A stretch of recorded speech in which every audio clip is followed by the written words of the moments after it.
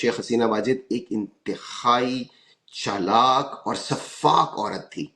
वो इंतहाई सफाक वजीर आजम थी। अगर उनका बस चलता वो लोगों को भून के रख देती, लेकिन वो नाकाम रही। वहां के लोग सुरखरू हुए, मैं उनके लिए खुश हूं। ठीक है। अच्छा, उस वक्त तक तो आपको कोई इस तरह का ख्याल नहीं आया था। जब बांग्लादेश का हो गया या इन्होंने फिर बेचना शुरू कर दिया, जी इनकलाब आ रहा है, आ रहा है, अभी बस आने वाला है, रास्ते में है, थोड़ी दूर है, बस लोग निकल रहे हैं, निकल रहे हैं, निकल रहे हैं। अच्छा, नहीं हुआ, फिर ये दोबारा साइलेंट मोड पे चले गए। इनका सारा वो जो इनकलाब वाला मोड था, वो वाली जो इनकी वो वाला स्विच था, वो ऑफ हो गया।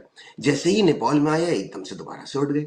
इन्होंने इसको दोबारा से रिलेट करना शुरू कर दिया। देखें जी श्रीलंका में क्या हुआ, देखें जी बांग्लादेश में क्या हुआ, अब नेपाल में हो रहा है, पाकिस्तान में क्यों नहीं होता? ये पाकिस्तानी किस मिट्टी के बने हुए, ये निकलते नहीं है, ये कब निकलेंगे, इनको निकलना चाहिए, ये सोए में हैं, ये नहीं निकलते। और उनको ताने, सुबह पंजाब को ताने कि पंजाब वाले नहीं निकलते, 65% आबादी है वहां की, वो लोग जब तक नहीं निकलेंगे कुछ नहीं होगा, और पंजाब को निकलना चाहिए, पंजाब को उठना चाहिए, पंजाबी क्यों नहीं निकलते, और ये इस तरह के ताने देने शुरू कर देते हैं।